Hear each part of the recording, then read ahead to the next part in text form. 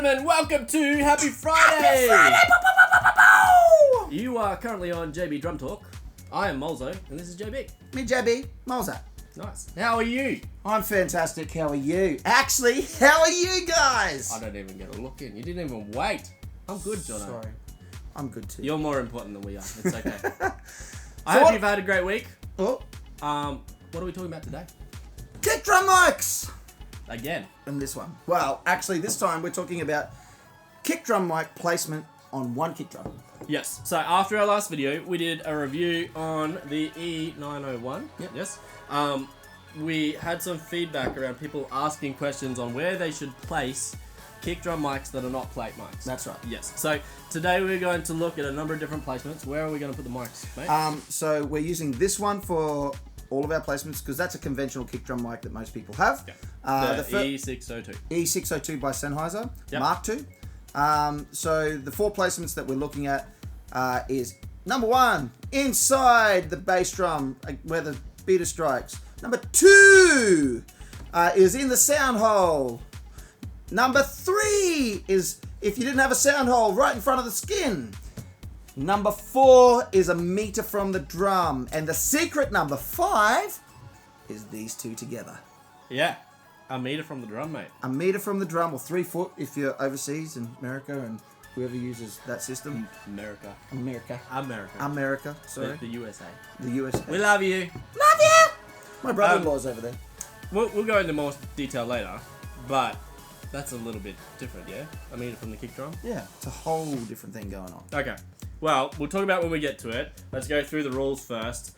We are running flat EQ on everything. You are hearing exactly what comes through our recording interface. Okay, so nothing has been added, no compression, no gate, no EQ, nothing. All right. The second one is that we're using the same drum. Yep. For everything. Yep. We're also using the same head for everything. Yeah. Front and back. Yep. We did consider swapping the head to remove the sound hole. But That's right. we want to keep consistency in tune. Everything's the same all the way through. I think that's it. Are you ready to have a look at some microphones? Let's look at the first mic. Okay, so here is our sound sample. We will have a chat in a tick. See you soon.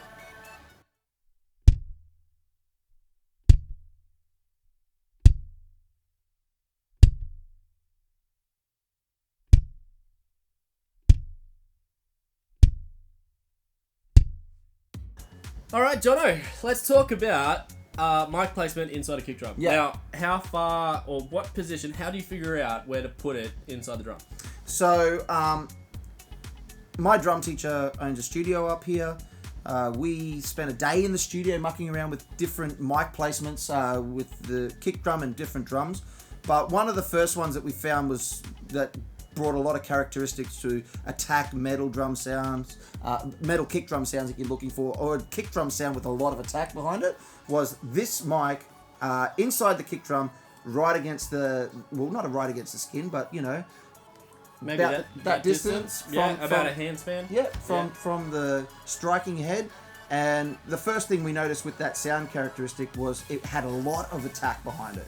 So you still get the bottom end, but at the same time, you're not having to EQ or start adding lots of top end, which, you know, with spill of other drums does affect the overall sound. So this is one of, like you heard, it sounds pretty good. This is one of my favorite placements. Yeah. So we had it, like we just discussed, about that far away, placed in the center. Now, it's not easy to get a mic stand into your drum. No. Sitting in that position. Is it?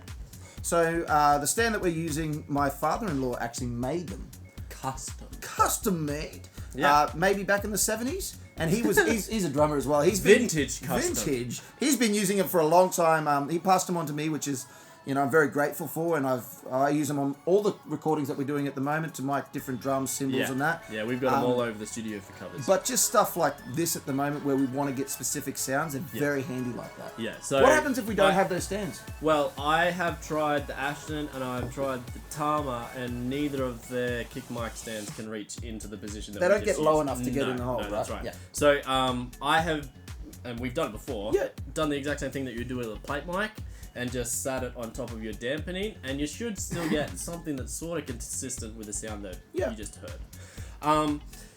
Is there anything else you want to say about the mic? I mean, you heard it sounds fantastic. Yeah. And that's flat. There's a lot to work with that's in the right. studio. You're hearing the clean signal. So all live. It is one of my favorite places to place the mic. It's exactly what I do with a plate mic. Yeah. So how about we move on to the next one? Yeah. So what was number 2? Number 2 is the sound hole. Yeah. You want to hear the recording first? Yeah. Let's listen to the sample and we'll be right back.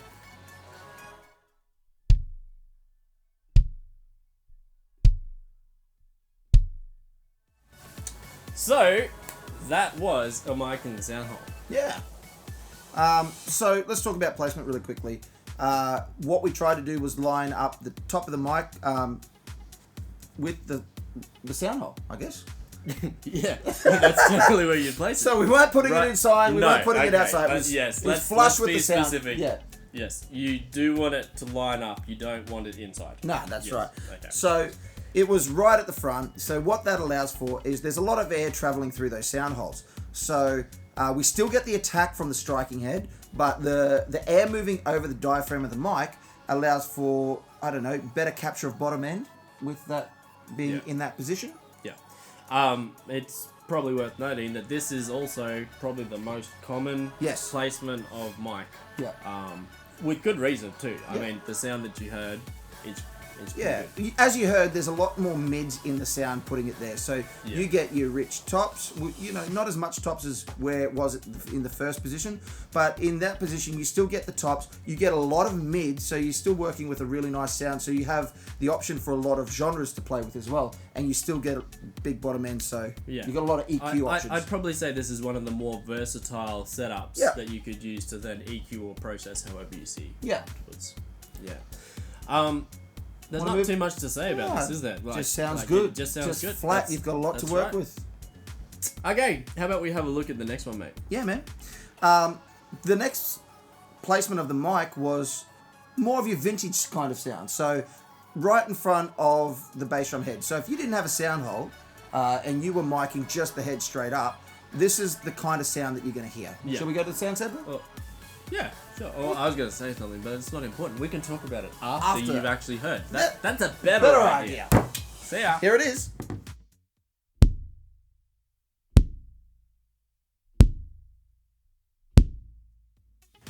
Alright, as you heard, that was the mic placement in front of the head. Now, there are a couple of things we have to point out beforehand. Obviously, there is still a sound hole in the bass drum. Yeah. Okay, we wanted to be consistent. We didn't want to change the head or the tuning, so that we elected to stick with what we had. Yeah. This is going to be similar though to what you would normally get out of a standard head. Yeah. So this mic, as you've seen in the video, is quite close to the head. There's maybe a centimeter or 2, an inch between the mic. Width. Yeah, finger width between the mic and the bass drum head.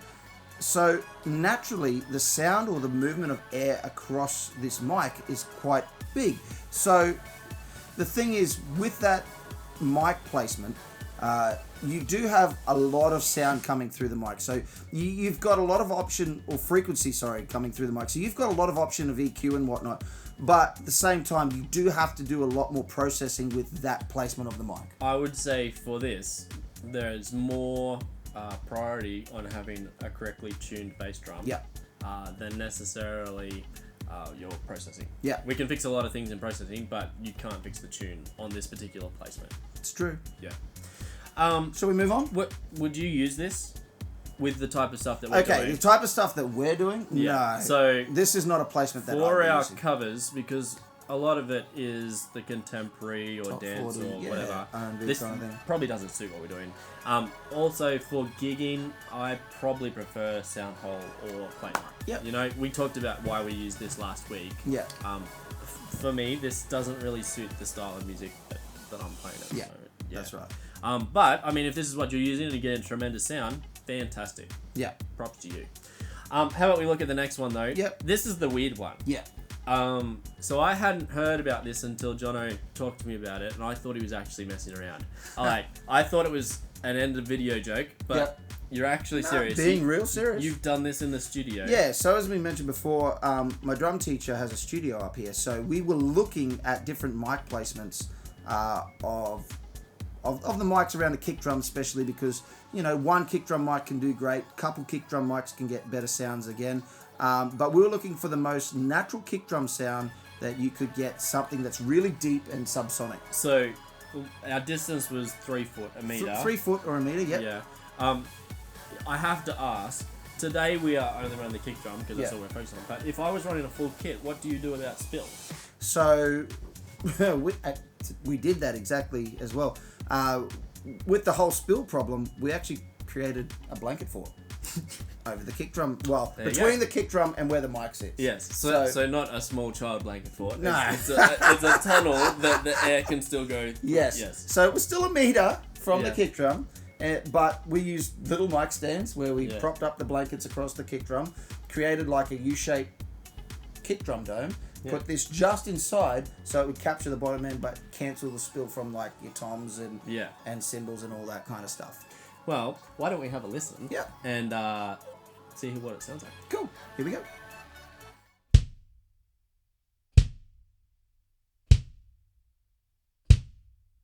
All right. So that was a mic placed at roughly a meter from the kick drum. What do you reckon of that sound? I'm impressed. Yeah, it's different. There's a lot of tops in it, isn't there? Yeah. There's a lot of clarity and tops, and it's very crisp. It's interesting, and I wouldn't use it by itself. No, it wouldn't work in a live sense. No. But for a studio, having that sound on top of another mic, could be fantastic. So just to talk about that, we would use low pass filter on that one, just to pick up, just bottom end. So I'd probably roll off to, I don't know, maybe 200-300 hertz, around there somewhere, depending on what the kick drum size is, what timbre you're using, what mic you're using, but roughly around that, and just use it for that low end that you want to capture, and then so you're using another mic for your attack. That's right. So do you run a high pass filter on your attack mic? Well, here we go. It's true. I would. There you go. So I don't know about anyone else if they know about PAs and all that, but when you're running top speakers, a speaker that gets all the vocals and stuff through, and you want to run a sub, at some point there's a crossover frequency. Yeah. So the same kind of thing, which you'll hear in the next little sound sample, you could at some point run a crossover frequency between these. So, summing up very simply, this would be responsible for your bass. Yep. And this would be responsible for your treble at the top of the sound, or the attack and sustain. Yeah. Yeah. So that is what we did next. We chucked this in the bass drum. Yep. Ran that still at a meter, exactly where it was. Let's have a listen. How about we check it out?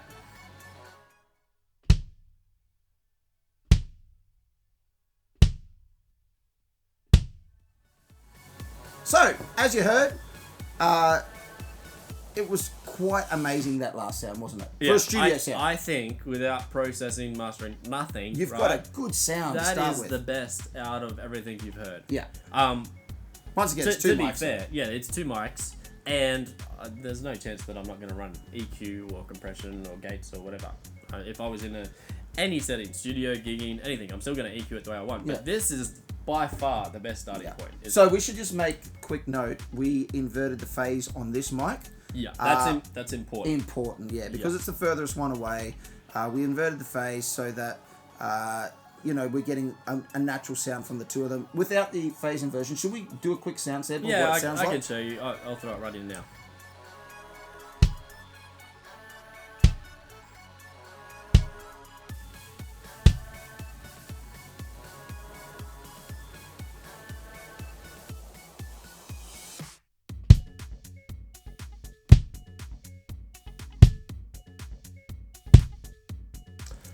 It's important to note, though, we're not running the high pass or low pass filter. No, that's just mics. the two of these mics. This is just 2 mics that you're hearing at once. Yeah.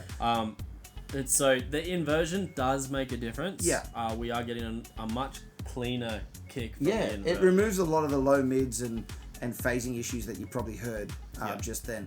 But with the correct, processing on both mics, before you even go to your sidechain processing where you would send these to a bus to EQ and compress and all that, you're getting such a tight but yet bottom end, full sounding kick drum sound with these two mics, which is pretty cool. I think what we'll do, Jono, how about we run a side by side?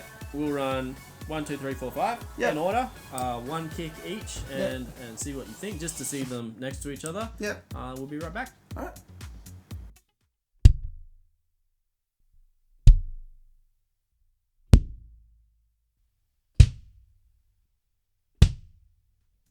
All right, that is our 5 different recordings from today. Yep. I mean, honestly, they're all fantastic. Yeah.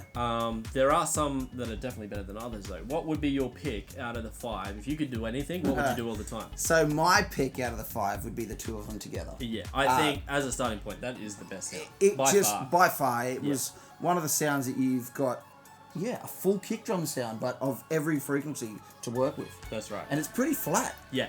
So the sound's amazing. I mean, it's not practical at all. No.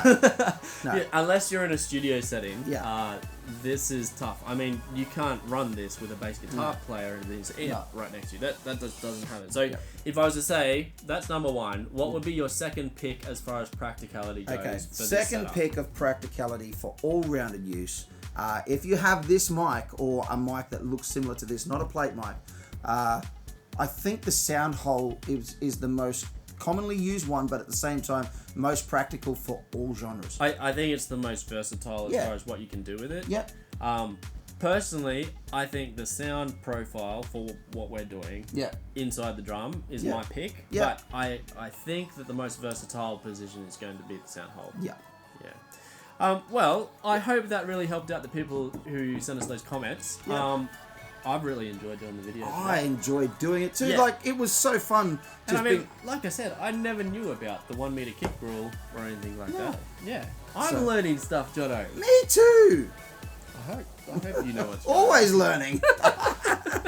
Anyway, guys, we will call it there. Thank That's you it. so much for watching. Thank you for your support. Happy Friday again. Happy Friday. Please click the bell, subscribe, like, all of the things. Leave Do us all a the comment. commenting. Yeah. Oh, we love the comments. We will see you next week for the next Happy Friday. Have a good one. See you soon. Bye-bye.